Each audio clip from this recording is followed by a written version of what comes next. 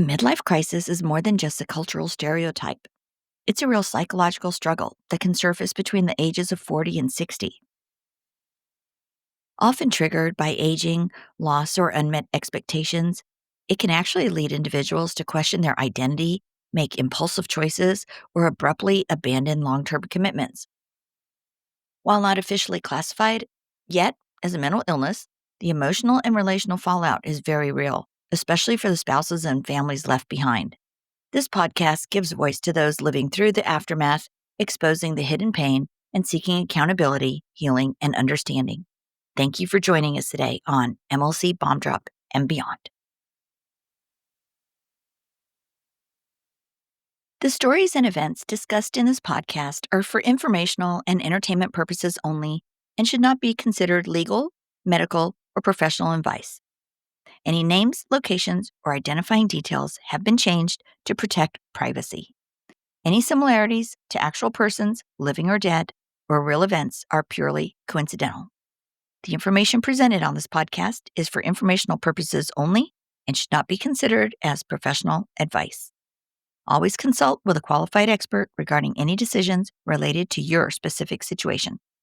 The views expressed by guests are their own and do not necessarily reflect the opinions of the host or the podcast creators.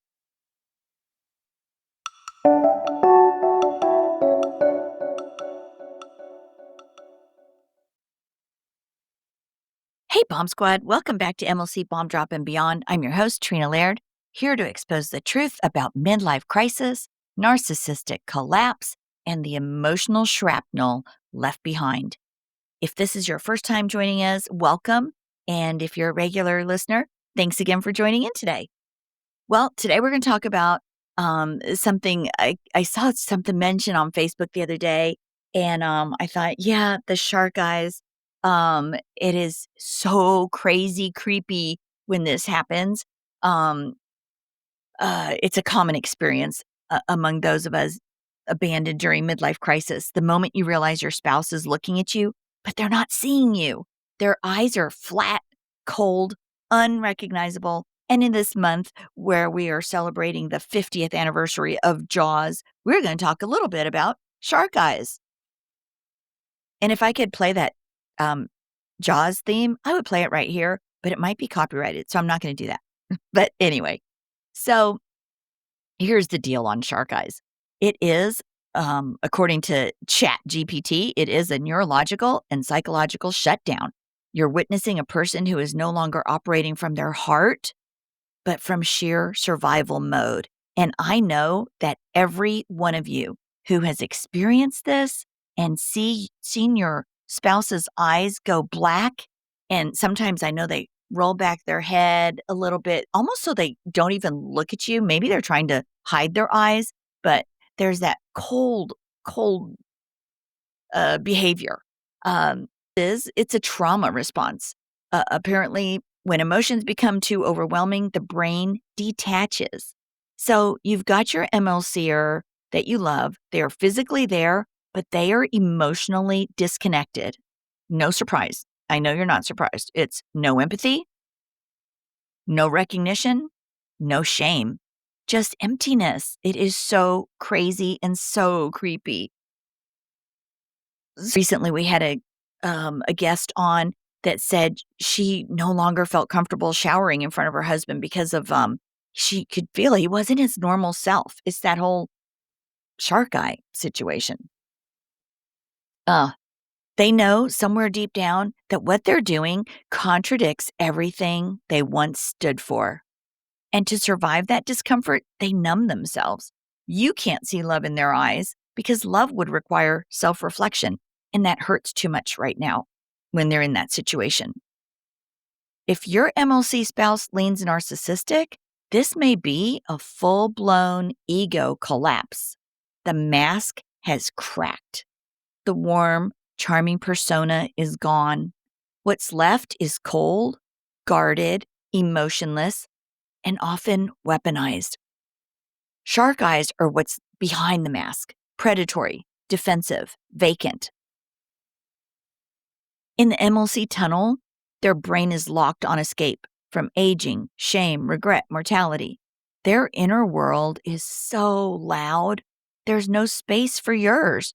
You're talking to a man or woman now that is so deep in their crisis, they can't even feel uh, about how you feel anymore. They are so wrapped up in themselves. Do not take it personally. This is a crisis. It's just like if somebody had a root canal.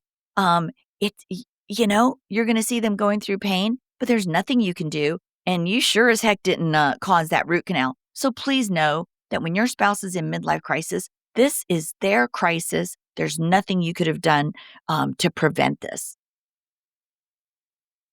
I remember staring into my husband's eyes thinking, "You were gone. Where are you?" It's like your body's here, but he wasn't there. Um, just not there. And his beautiful blue eyes just were not there. They were black, squinty, and total shark eyes.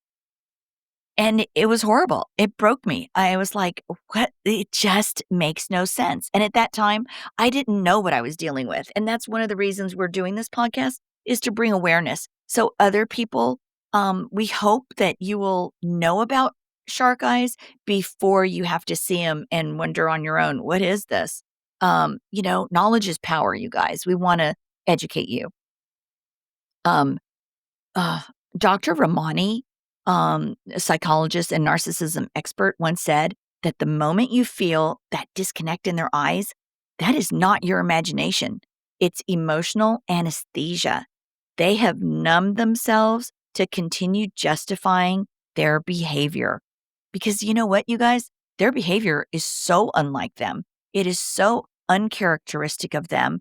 They just can't accept it, which is good news because we know that the people we were with, you know, had a moral compass and were, you know, would not want to traumatize people.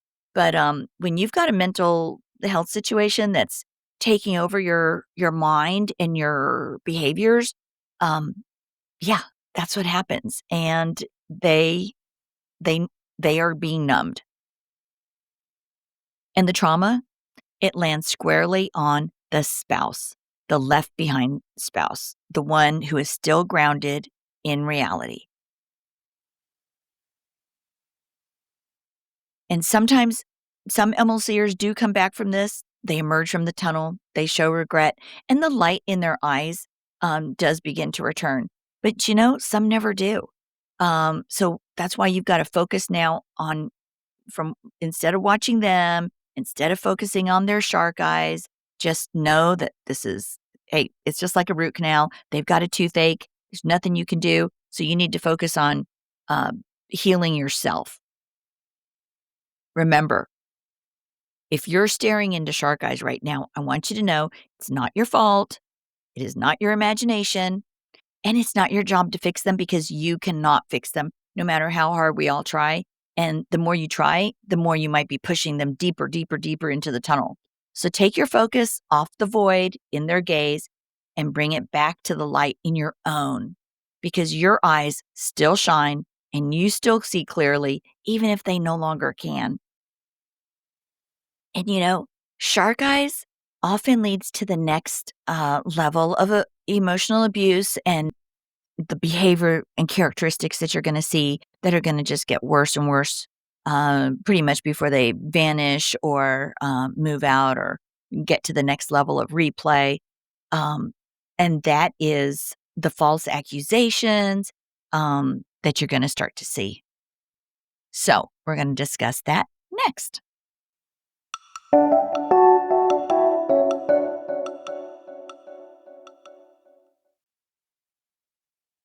You know, after the snake eye event, after you start to see that, you soon start to see things like false allegations and smear campaigns. And if you've been accused of things that you didn't do, maybe even crimes, you're not alone. Um, False accusations often follow a predictable pattern. First comes a sudden shift. Your MLC partner or spouse starts to devalue you. Then they create a narrative to justify their exit or damage your credibility. And in some cases, they escalate to accusing you of abuse, violence, or even financial crimes. It can feel totally surreal when someone you loved becomes willing to file police reports or make sworn statements that are completely untrue. And this isn't just vindictiveness. Sometimes it's a combination of projection, like accusing you of what they've done or feared you would discover that they've done. It's part of image management. They need to look like the victim. And finally, control. Allegations that can isolate you, exhaust you financially, or pressure you to settle on their terms. This is so widespread. The data we've got statistics here from Family Law Practitioners Association in the United States. They estimate that between 20 to 25% of restraining orders in divorce involve claims that are later dropped, dismissed, or unsubstantiated. Studies of custody litigation find that up to 70% of high conflict cases involve one parent making allegations that the court deems are not credible. A 2011 report published by the U.S. Department of Justice found that 8% of allegations of intimate partner violence are later determined to be false. 8%. And some advocates believe the number is way higher because in many cases, in many situations, the cases settle without findings of fact. So they just get settled and brushed aside. Typical divorces are spending anywhere from $15,000 to $50,000 and above in legal fees just to clear their names from these made-up, trumped-up charges. The emotional toll includes PTSD, depression, and in some cases, even suicidal thoughts. In my own situation, I had a former spouse that filed a police report claiming I was violent, something I never imagined he would ever do. I'm totally not violent at all. The report was ultimately dismissed. None of it was true, and yet it cost me time, money, and immeasurable emotional energy to prove it. And he has never admitted these allegations were fabricated, but they were dismissed and dropped. When someone weaponizes the legal system to destroy your reputation, it can feel like you're losing your identity. And people ask, well, why would someone do this? Shame and guilt. And these MLCers, they can't face the reality of their own behavior, so they project it onto you, especially when they're in the tunnel or if they have an affair partner that's pressuring them. They feel more powerful when you're on the defensive. Allegations can influence custody, property division, or even the sympathy of the court. And if your ex has a high conflict personality traits like narcissistic or borderline personality features, these false accusations can be part of the pattern of manipulation and image preservation. And yeah, they may never have had narcissistic or BPD traits before, but during MLC, uh, this is just so commonplace that this comes out. So, what you want to do in advance, keep copies of all communications, reports, and court filings. I remember my ex told me not to call him, just to text and email him. And then he used all those texts and emails to say I was harassing him because I was sharing information on, lo and behold, midlife crisis. Uh, False allegations do not define who you are. You've got your integrity, your truth, and your resilience. They're still intact. And to anyone who has ever experienced this, believe people when they say they were falsely accused because the shame and stigma can be just as devastating as the allegations themselves. And if this episode resonated with you today, please share it with someone who might need to hear it. And remember, you are not what they say you are who you know yourself to be. So until next time, this is MLC Bomb Drop. Stay strong, stay authentic, and stay awesome.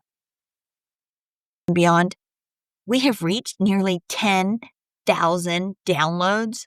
We have hundreds of subscribers, if not over 1,000. You guys, forward moving spouses, you are not alone. Left behind spouses, you are not alone. Those in crisis, you are certainly not alone. This is just crazy how epidemic this has become. I have a waiting list now of people from around the world that I'm trying to get to. And if you've been through a midlife crisis or been impacted by someone else's and you want to share your story, I'd love to hear from you. Hang in there, you guys. I will get to all of you. Please reach out to me at mlcbombdrop@gmail.com. and visit us on Facebook and Instagram, MLC Bomb Drop. And just remember, your voice matters. Your story could be the one that helps someone else feel seen. It could help someone else feel heard. And it will help somebody else feel understood. You are not alone, no matter where you are in your journey. If the bomb was just dropped, the earthquake just happened, if you are 7 or 8 years in and you're coming out of starting to wake up and awaken to this, um, you are not alone. It's sad that this is epidemic, but we're here to provide support. So until next time, take care and live authentically each and every day. Thanks again, you guys.